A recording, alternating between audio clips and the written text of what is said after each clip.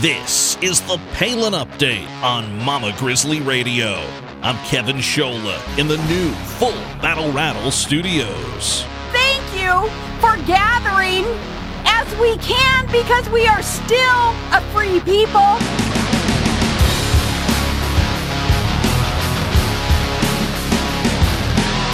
What really happened in Charlottesville? The media isn't telling us, that's for sure. So today, we get eyewitness accounts. Two women who braved the craziness in Virginia up close and personal earlier this month. Today, they join us. Vanessa Carlisle, also known as Based South African Girl, is a South African activist raising awareness in the States. And Avialae Horton, a.k.a. Based Southern Belle, an activist for constitutional rights and editor at the Revolutionary Conservative. From South Africa to Georgia to California to Charlottesville, we have you covered. Truth on the Palin Update today. Stay tuned for this very important conversation. Plus, we'll have the latest national and Alaska headlines and Sarah Palin news. We'll visit the Crow's Nest with Tanya Crow in California, and a brand new installment of Liberty and Legacy with Tamara Kolbert coming up from Texas. Welcome to the Palin Update on Mama Grizzly Radio, available at mamagrizzlyradio.com, and now available at sarahpalin.com by clicking the More tab. The Palin Update is sponsored by Full Battle Rattle. Full Battle Rattle, helping veterans suffering from combat-related disabilities through the healing power of music. Learn more at facebook.com/fullbattlerattle, ABQ.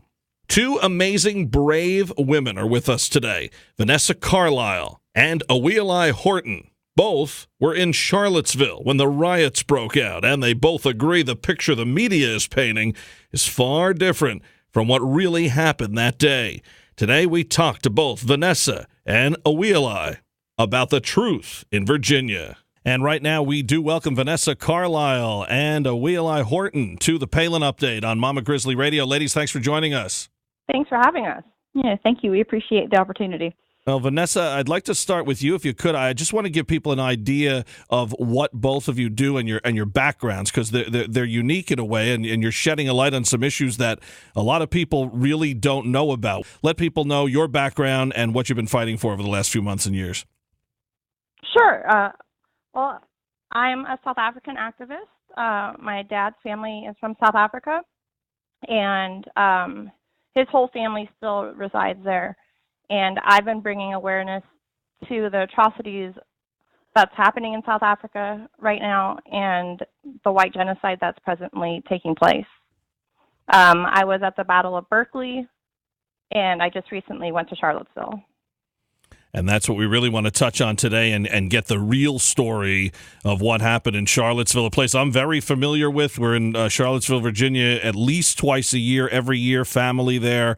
And, to have that personal connection as well. Very interested to hear the true story of what went on. And, we knew things were going to get insane as they did. I mean, be honest with you, we were getting ready for vacation here, and when you contacted me that you were even going, that was when the rumblings of the whole thing were just starting. And when you just wrote to me, we were corresponding social media, and you just said, pray for us, and that's when you take note and say, hey, what's really going on there? And we wanted to dig deeper and see what was going on. So, Avialae, let's talk about you quickly. Where you're from, what's your background, and why the interest in this? Sure, of course. Well, I was born and raised in South Georgia, and I have become involved in political activism. I am a writer and editor for the website, The Revolutionary Conservative, where I write particularly about political theory and cultural issues, as well as doing my own activism regarding our constitutional rights and civil liberties. I've been pretty active in this year, in particular, going to several of these different events and rallies, particularly regarding the Confederate monuments that we're seeing in the center of all of these controversies presently, as well as a few other events like the anti-Sharia rallies that we've seen, in addition to the Charlottesville event that we just had. And let's stick with that in Charlottesville. How did you find out about it, and why did you find it important to be there on the front lines? I know you were ready to roll. You had a good-looking baseball helmet on, and I think it's the same one my son wore this year, except in a different color. And I'll tell you, they're not cheap. It's a good helmet. And the fact that you have to wear that in the United States and worrying about your own safety is incredible. But let's talk about why you went and what you heard, what was going to go on, and what really went on, because the picture that's being painted, as you both know from the media, is one that, this was a one-sided event, and, and you see this is a state with a Democrat governor and a state that has come out and has painted their own narrative. So we're talking to two women who have no skin in this game other than, the love of country and the love of conservatism and the love of freedom and liberty. So let's hear it from you on the ground, because we're hearing a lot of things of what happened, what really happened that day. Absolutely. Well, in order to understand what has actually occurred, one must consider what led up to this event. What were the motivations for this event leading up to the actual day that it occurred? And that is primarily that we began hearing about it through Jason Kessler, the organizer. And this event was essentially a response to the attempt to undermine and shut down any conservative voices that are speaking out against the censorship of our own history and heritage that we're currently seeing in this country.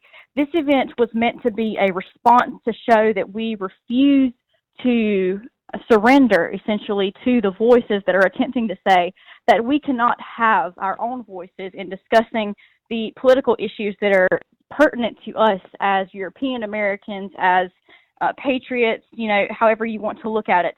So this was essentially an event that was meant to be a response to the leftists and the anarchists, the communists, and everyone else that's attempting to shut down civil discourse and civil liberties. So this event was mainly designated to show that we stand in solidarity against those forces that seek to undermine our constitutional rights and civil liberties, as well as the ability to engage in free speech, assembly, and discourse. So that was the primary motivation behind this event. The second primary motivation being that we stand in solidarity to defend our monuments that represent our history and our heritage. So those were the two primary motivations leading up to this event that caused so many conservatives from around the nation to become attracted to it. So obviously this has gained a lot of attention prior to the actual event itself. It was promoted all over the internet, both physically and through technological means, through Facebook, Twitter, YouTube, you name it. I personally did a video promoting the event. It reached over 30,000 views in a few short hours, which was rather astounding. So, word about this event got around very swiftly. So we anticipated great numbers there. And Vanessa, you spoke before this, because a lot of people think this was they like to paint this black and white, for lack of a better term, and say, oh, this is the Klan against people against the Klan. And, it sounds almost like a press release you get from a congressman where it says, my bill will help kids. Well, who would be against that? Of course you want to help kids, but they're just saying that because it's their bill. So it's the same kind of feeling I got here. And that's why I loved when you contacted me about this. One of the things we talked about off air was you told me you're not going there to support any of these white supremacists. You're going there as a Christian. You're going there as someone who believes in the freedoms of this country. And here you go. Again, the media is telling us this was a far different thing. So, I mean, this may be hard to say, but you could probably give me a top 5 or 10. What are the biggest lies that we're hearing? Because people are just accepting them. Well, I know they are. Because, of course, they're going to take pictures of, like, the one person that maybe looks like a Klan. I mean, the Klan wasn't even there to begin with. But, the way that they herded us like cattle into this area, and the cops had a complete stand-down order from the mayor. Wow. They made us walk a gauntlet of Antifa and Black Lives Matter to get into the area where we're supposed to be. And when they shut down the event, we had to walk through that area again. And the cops were in riot gear, and instead of them protecting us against Antifa and Black Lives Matter, they were pushing us into the crowd and made us walk through that gauntlet again. And, I mean, these people had bats. They were throwing feces at us. They were throwing water bottles filled with urine. Yeah. They were throwing frozen water bottles. They had pepper spray. They had bear mace. They were extremely violent. I mean, these are communists, and these are people that are the violent left. And the mayor, or the Bellamy, I believe he's the vice mayor of that city, he's part of Black Lives Matter. So this was really a setup. It was a setup, and he wanted pretty much a race war. He wanted us to all be in a certain vicinity, and we were stuck in a certain area with only one little small area to get out where there's stairs. And the police would not let us open the barrier on any other side. Yeah, they need the pictures. They need this to go with the narrative. And if you pick and choose what you want to show, well, you can bend it any way you want. Yeah, absolutely. Avialae, what did you expect? Did you expect what you were going to see going in, or was it even far worse? Well, to be honest with you, Friday night leading up to the actual event, we began witnessing a greater amount of opposition. It actually began with several companies that refused service and actually canceled several reservations to conservatives that planned ahead of time to attend the event. Those organizations and corporations, including the Airbnb, they canceled basically every reservation that had been booked for that weekend. In addition to that, the Expedia reservation system also canceled several flights, Vanessa's included. She actually had to reroute through Richmond, Virginia in order to even get to the event because they canceled everyone's reservations. In addition to that, Uber actually kicked Baked Alaska and his team out of the vehicle that they were being transported in because they accused him of racism. So leading up to the event, we suspected that there would be a great amount of opposition. But the animosity that we faced at that event was absolutely unprecedented, and frankly, it was terrifying. And for me personally, I think what made me truly terrified was the fact that probably about 10 to 10:30, I personally saw several conservatives that were in the designated area actually fly these flags that showed that they stood in solidarity with the law enforcement that was there with the blue line down the middle. And they actually walked up to law enforcement and shook their hands and thanked them for being at this event and maintaining peace and civility. Not even 30 minutes later, at 11:06, a state of emergency was declared and at 11:36 a.m., law enforcement announced that this was an alleged unlawful assembly, which was completely false due to the fact that we had a permit to be there that was reinstated by a federal judge after the ACLU sued the city of Charlottesville. So we had a permit to be there. And I remember immediately after they announced that this was an alleged unlawful assembly, we saw smoke pop right in front of our location, and I remember my security team pulled us back essentially, and we were like, terrified, absolutely terrified, because we saw that the situation was escalating faster than we ever could have suspected. And it was at that point that they said you essentially have to leave or face an arrest. And there was only one path that was designated for our evacuation from the area, and that was directly through this mob of Antifa and Black Lives Matter that were at this location. It was at that point that we were essentially being dragged through the designated area to the exit, and my security team threw me a respirator. I had to put that on because they were popping tear gas and smoke and all of these other things. Our security team, as well as others that were on the right wing that were present, were being attacked. Several individuals were attacked with steel pipes. One individual that I personally know was beaten with bricks to the point that he has 3 broken bones in his face as a result.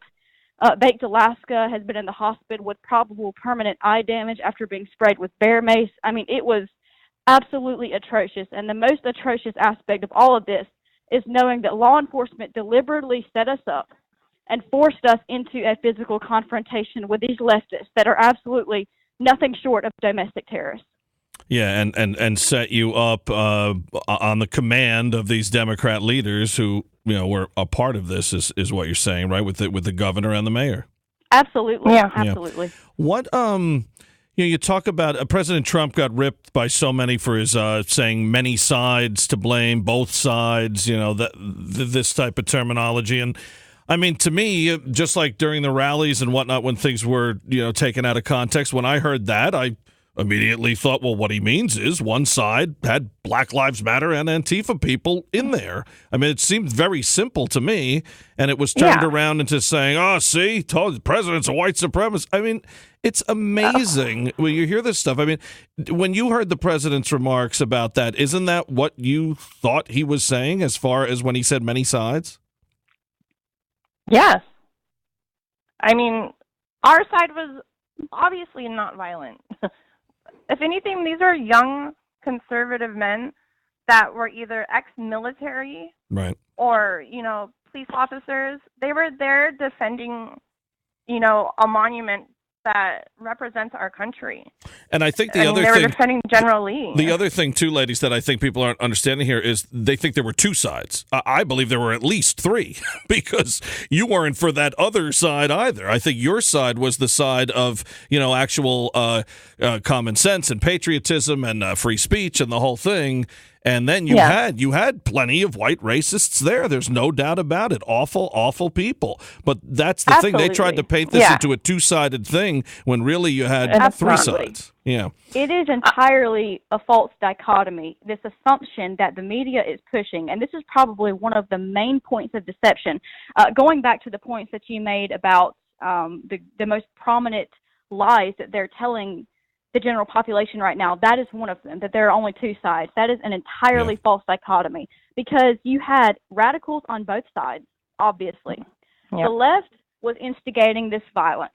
They were calling for this violence, and they had been up until this point. We saw them use multiple tactics of manipulation and deception in an attempt to subvert this event. And when it came down to the fact that we remained there, steadfast, to express our constitutional liberties and civil rights to assemble and for free speech, they resorted to violence. There is absolutely no doubt about that. And I have had many people inquire to me on a personal level asking about myself and Vanessa if we were involved in these more radicalized groups on the right wing, and of course we were not. We were there as patriotic Americans to represent our history, our heritage, and our honor, and to defend the monuments that are commemorated to our memory. That is why we were there. That is the only reason we were there, to protect our civil liberties and our constitutional rights.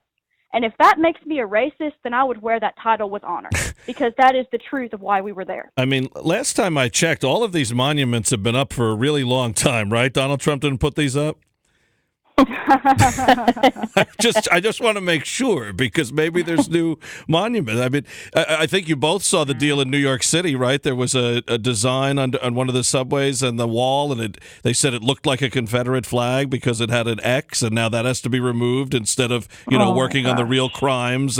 That's right up Mayor de Blasio's alley, I would assume. But this also you talked about your friends who got hurt and other terrible things that you saw, and as Governor Palin pointed out months back in one of these other protests, well, they're not protests. A protest would be that's holding a sign that guac is extra at Chipotle. These are riots. These are riots. These are at the very best disruptions. But the whole feces, the whole throw in the urine. This is normal now for them. This is what they do, and it's not reported that much unless it's from a conservative site or from someone who wants to speak out. But you talk about your friends who got hurt and other things. You're not seeing much of that from the mainstream media at all, and it reminds me of some of these Trump rallies. We had the people on this program during the election cycle in 2016 who were beaten and bloodied at Trump rallies. Meantime, you have like one guy who throws a punch at another guy who was not a Trump supporter, and then that makes, the news cycle for days. So we know how this works. Absolutely. And it goes back farther than Trump, too. I mean, if you remember during the Gulf War, no matter where you were on that, you'd have these rallies of, anti-Bush or anti-whomever, and they pick the person they want to show and pretend that that's the majority. Just like when they don't show pan the cameras as candidate Trump talked about so much. He's like, why don't you turn the camera and show the crowd? And they would never do that. So it's such an uphill battle all the time, and we know that. But tell us, because you two are very impressive to me. I mean, I'm going to sound, of course, like a sexist white conservative, but you're little women who are going into this. I was going to say I almost said girl. I would have been thrown off the air. But you're small women who are going here, and these are craziness and insanity going on. And I know you'd both be back tomorrow. So talk to me a little bit about what's inside you, why this is so important, because some people, they're just worried about Beyonce's twins, and you two are out there front line, full speed ahead, and it's admirable. And it's they've said about Governor Palin, she's like a Marine, she runs toward the trouble. So why is that in both of you? I want to hear this from both of you. Vanessa, you could go first. Okay. I think that watching the destruction of South Africa and the same events that have happened there are happening here now. And it started with the destruction of our monuments. And that's a prerequisite to an explicit genocide. Yeah. They're taking away our history. They're trying to rewrite our history. And they're not even trying to hide anymore that they're calling for communism here. No, it's brazen now. Yep. Yeah, they're very open about it. And, the end game to cultural Marxism is white genocide. And it's really scary to see this happening in this country. And I told Abby, this feels like South Africa to me right now. This doesn't feel like I'm in America. Wow. Like, nobody is protecting us. And we were in our car, when we finally got to our car at one point, and Black Lives Matter had surrounded us. And there were riot police, and they didn't do anything. They let them pretty much trap us in our car. Wow. It was absolutely terrifying. Yeah. But if we don't stand up for this, and we capitulate to the left, and we let them push this narrative, what's going to happen to this country? Right. Someone has to be out there. I mean, even small things like that we saw during the campaign, people afraid to show stickers, afraid to show signs, much less physical harm than you two put yourselves in the way of. But the same concept of, hey, this is more than a sign. This is more than me making an appearance or walking around. This is our First Amendment, our Second Amendment, everything. I mean, all the way down the line. Avialae, what about you? I mean, you're out there, you knew something might go down. You were, like I said, we were laughing about it, but I mean, you were equipped and ready, wearing the gear. I mean, why do you do this when you know that really something could happen to you, very easily? Because I believe that the foundations of this country can be found within the morality that we have, the virtues that we have. In my personal political beliefs, I believe in honor, in loyalty, in integrity, in fellowship with my brothers and my sisters that join me in this fight. To me, what we represent, our virtues, our values, our morality, and our convictions are much greater than us on a personal level. This is not simply about me. My convictions extend far beyond my personal concerns. They represent the entirety of this country, our civil liberties, and our constitutional rights. And we are seeing those very liberties and rights currently under siege by communists, by anarchists, by leftist agitators that seek to undermine them. And it's absolutely disgusting to me because we have reached a point in American history where the very institutions, those institutions being local, federal government, law enforcement, military, the National Guard, and all of these other institutions that were originally intended to protect those civil liberties and constitutional rights are currently the ones attempting to destroy and undermine them. And that is absolutely disgusting to me. I am absolutely repulsed by that. And when I think of this country, I do not think of myself on a personal level. I think of the American people as a whole, as a community. I think about the future of this country and how it will be when I have children one day. Will those constitutional liberties be preserved for them? I have to see that I do my part in preserving those constitutional liberties, those civil rights, and those virtues that we have, not for myself only, and not simply for my brothers and sisters, but for all of us, and for the preservation of the history of this country, because what we're currently seeing is an absolute attempt to undermine and destroy any aspect of American history that we have. At this point, I believe Donald Trump was absolutely correct when he said, today it is General Lee, tomorrow it is George Washington. This will not stop with the Confederate generals that we honor through these monuments. This will not stop with just these current individuals that they are attacking, these current monuments.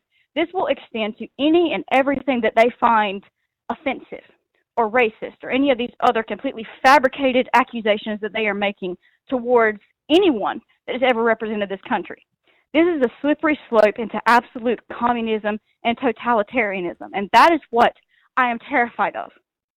But I do not fear something happening to me on a personal level. God forbid that ever happen. And God surely knows that was absolutely terrifying to me to consider that was a prominent possibility at this event. Because there was a point where I feared for my life and those of my friends, including Vanessa. That was actually my number one concern, was thinking about the well-being of my friends in that moment. But I know my convictions, and I know it is true in what we believe, that our convictions remain steadfast, irrespective of the facades that our enemies adopt. And I know what it is that we believe. And that, to me, will be represented. That torch will be passed on to our children, just as we have received it from our ancestors. It will be passed down to our children, to their well-being, for them to fight for the same constitutional liberties that we're currently fighting for. And that belief is what inspires me and gives me hope moving forward in the future.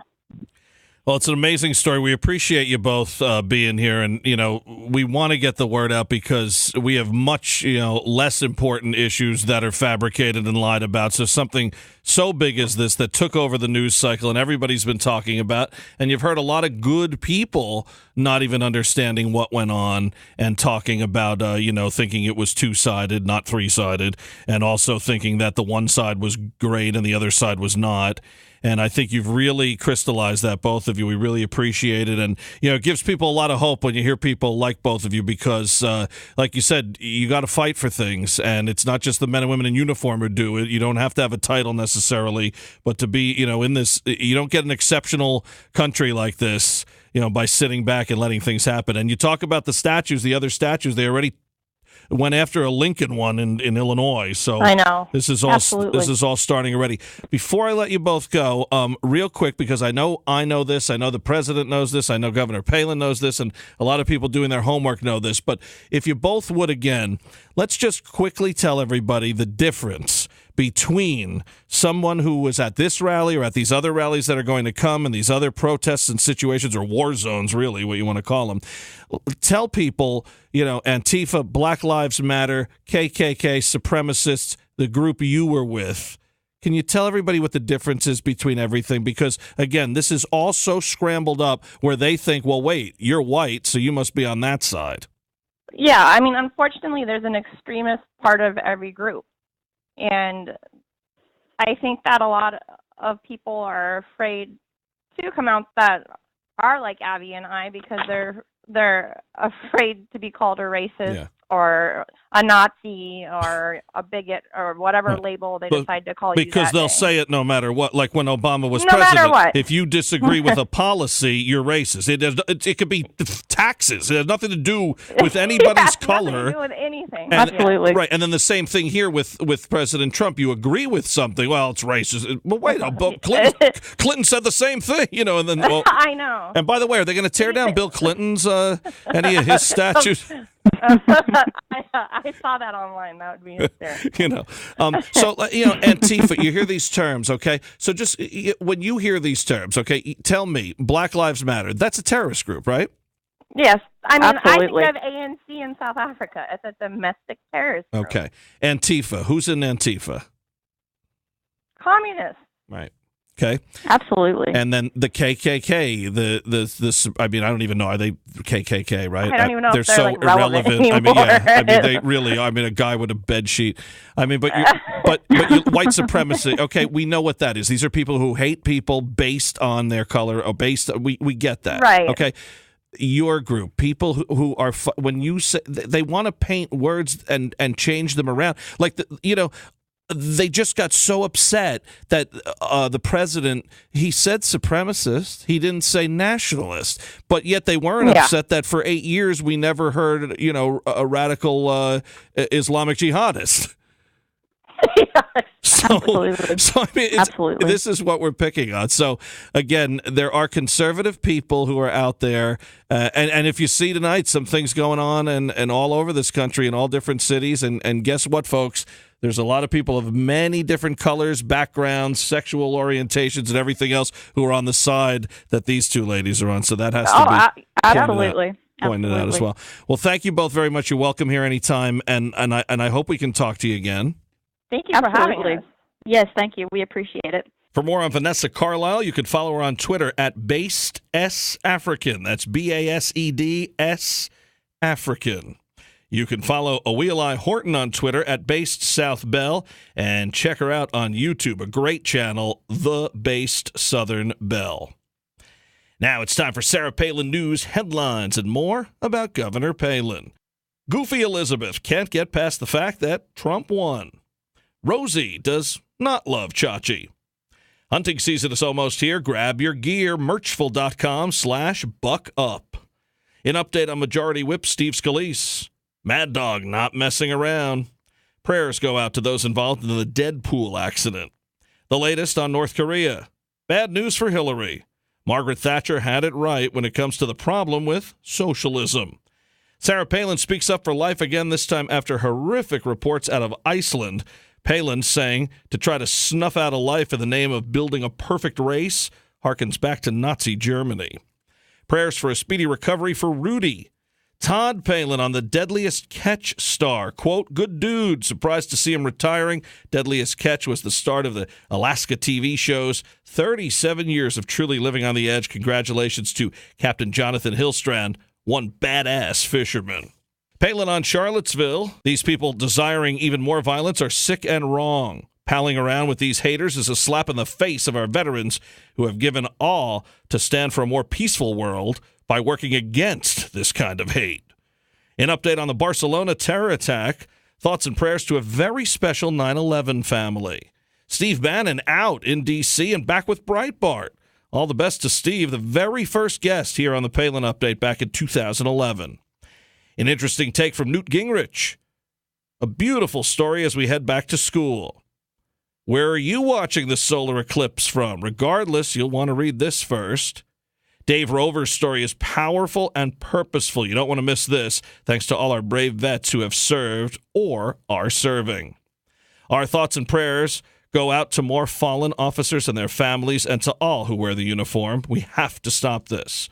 And a big thank you to Governor Palin for featuring my story this week on Brittany Ann Darbone and Brittany Ann Designs' battle against big bully Cartier. To read about all of these stories, visit the Mama Grizzly Radio Facebook page. To see any of the governor's posts in their entirety, you can read her devotionals as well by visiting Sarah Palin's Facebook page. Also follow her on Twitter at Sarah Palin USA, and don't miss the new sarahpalin.com. Now let's head to the crow's nest. Here's Tanya Crow. Thanks, Kevin. So, the DNC is used to getting its way pretty much for the last 3 decades, demonizing, smearing. They're so good at their smear campaigns. But interestingly enough, they really needed the media to be on their side. And as we've seen, as the decades have passed, there's been more and more ability for the everyday folk to be able to get different kinds of news and not be brainwashed and fed exactly what they wanted to feed the masses. But the truth is that most of us, we're busy providing for our loved ones and ourselves and being enterprising and being innovative and making the best of our situation and being optimistic and positive. But this election, something happened.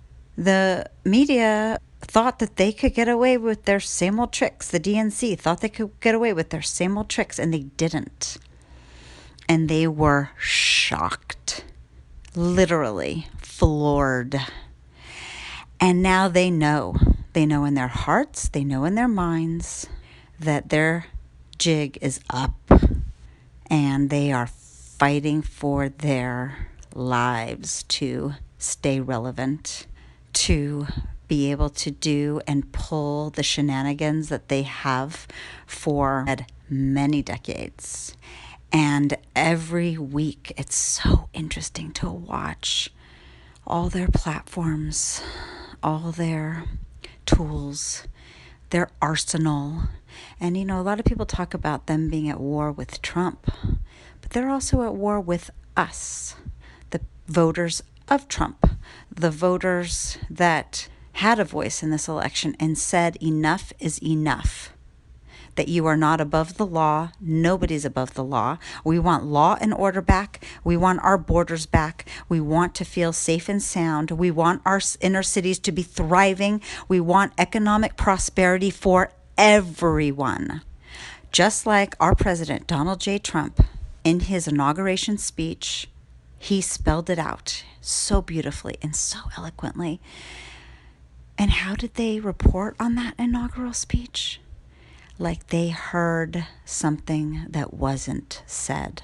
It is amazing to see the projection that occurs from the left, how they perceive things. If you've been deceptive long enough, you start to see things in a completely obscured way. And that is what is being revealed. Everything that they try to smear other people with, that they try to actually take a moral stand on exactly the positions that they have held, which include segregation, white supremacy, the KKK, Margaret Sanger when it comes to Planned Parenthood. These are people, Robert Byrd in the DNC party, who is a Democratic senator, a KKK leader.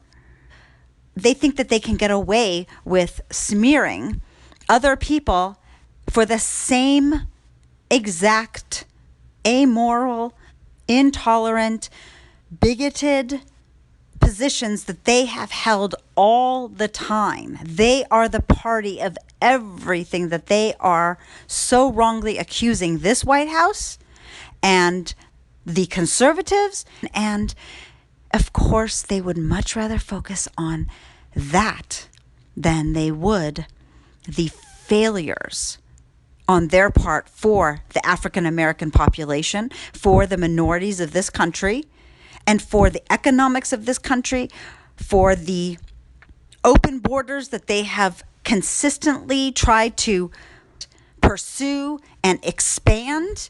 And thank God we have a president and leadership that is pushing back.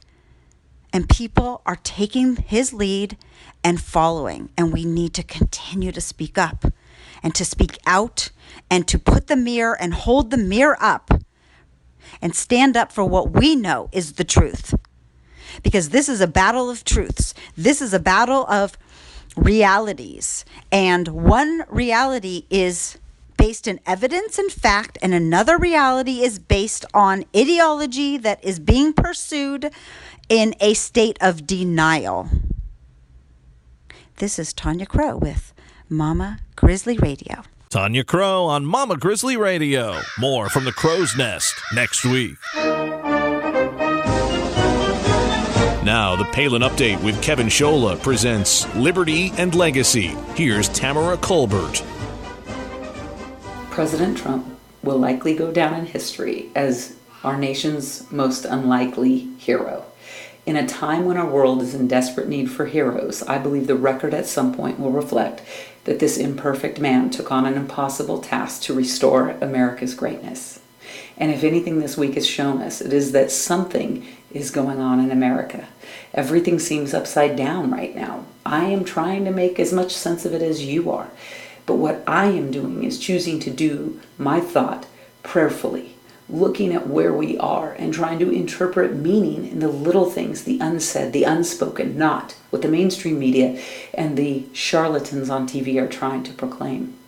I believe there has never been a better time in our nation for Christians to shine. Our light is needed. Our prayers are needed. And right now, President Trump is right where God wants him to be, in the middle of this critical time for our nation. He is taking flack because President Trump is above the target. Christian author John MacArthur wrote a book called 12 Unlikely Heroes, how God commissioned unexpected people in the Bible and what he wants to do with you. What kind of people does God use to accomplish his work? The most unlikeliest of characters, the imperfect, the habitual liars, the cheaters, the prostitutes. My goodness, can he work with President Trump? Absolutely. Can he work with you and me? You betcha. The men and women highlighted in the Bible were unnervingly real. They faltered, they struggled, and mostly they fell short. But yet God worked through them in surprising and incredible ways to accomplish his purposes. The scripture doesn't hide their weaknesses or caricature their strengths or spin their stories as a display of human nobility. These heroes in the Bible are raw and real. I love what Hebrews 11:16 says. God is not ashamed to be called their God. These unlikely heroes, these imperfect men and women, God is not ashamed to be the God of Donald Trump. Romans 8:28 says that all things work together for good for those that love God. So that means he can use our struggles, our heartbreaks, and tragedies in ways to bring about his glory for our good. We don't fully understand these events. I certainly don't.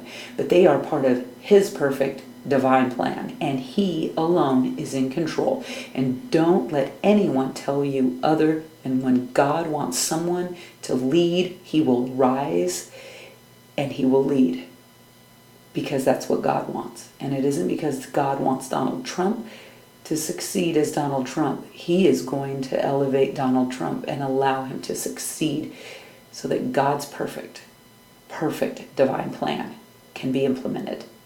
Recently, I learned there are weekly Bible studies going on at the White House. And after my initial shock, it hit me. Of course, President Trump and his administration is under attack. Not a physical attack of this world, but a spiritual attack from forces who do not want President Trump and this administration to get back to the rule of law and the restoration of our Constitution. Why? Because the foundations and first principles of America are God first. It was our founding that was anchored in God, that hallowed this ground and blessed our nation, creating a covenant, really since Israel, between our nation and our God, which is why we have become the freest, most benevolent, and successful nation in the history of the world. So naturally, returning to first principles goes against what the powers of darkness and hate have in mind. I am more hope-filled than ever, because now is the time to elevate a national discussion on our faith and our founding, and to share this message with those who are feeling hopeless and afraid. I can't wait. I welcome this conversation, don't you? A spiritual awakening is underway at the White House, with some of the most powerful people in America who are gathering weekly to learn more about God's Word. And this Trump cabinet Bible study is making history. They say that this hasn't happened in more than 100 years. So it would absolutely make sense that right now Satan, the powers of darkness, the powers of hate, are doing everything they can to disrupt President Trump's agenda. Ralph Drollinger, who founded Capital Ministries, with the idea that if you change the hearts of lawmakers, then their Christian worldview will guide them to make good policies. He told Christian Broadcasting Network these godly individuals in this White House Bible study, God has risen to a position of prominence in our culture. He is also teaching weekly Bible studies in 40 state capitals, the U.S. House and the U.S. Senate, as well as the White House weekly Bible study. Drollinger often compares President Trump to biblical strongman Samson, he says, and he praises these men and women that Trump and Mike Pence have chosen to help lead our nation. So you and I, here's what we can do. We can continue to pray for our nation in earnest. Don't miss a day. Pray for the president. Pray for the powers, that the powers of hate will be drowned out by the reverberation of the prayers of men and women of faith. That's you and me, who are standing in the gap for the administration and working to help return our country to our founding. This may seem like an impossible task, but we serve a very big God who loves to do miracles, right? And right now, America needs a miracle. Tweet me this week at Tamara Kolbert, hashtag Mama Grizzly Radio. I will be praying for President Trump and all of you to be strong and courageous and bold. America needs heroes. So it's time for you to stand up. Don't worry. Kevin Scholla and I, we will be standing right with you, and our Mama Grizzly commenters, we will be right there with you. I'm Tamara Kolbert for Mama Grizzly Radio. Tamara Kolbert in Texas. Tune in for more Liberty and Legacy next week. And to learn about Convention of States, head to conventionofstates.com. The Palin Update, including Liberty and Legacy, and The Crow's Nest is on demand and available for download. So just head to mamagrizzlyradio.com, pick the show you want to hear, and you can listen anywhere, anytime. Well, that'll just about do it for this edition of the Palin Update on Mama Grizzly Radio. Visit mamagrizzlyradio.com for continuing coverage of Governor Palin. Also available at sarahpalin.com by clicking the More tab. Like Mama Grizzly Radio on Facebook. Also follow on Twitter at Mama Grizz Radio, at Kevin Scholla, at Tamara Kolbert, at Tanya Yoga 13, and at FBR ABQ. And I'm doing some writing for Breitbart News. Go to breitbart.com/columnists/Kevin-Scholla. I'm also contributing to sarahpalin.com. Please check out my latest piece this week on Brittany Ann Designs. Visit sarahpalin.com/author/Kevin-Scholla. Honored to be working on the governor's new site.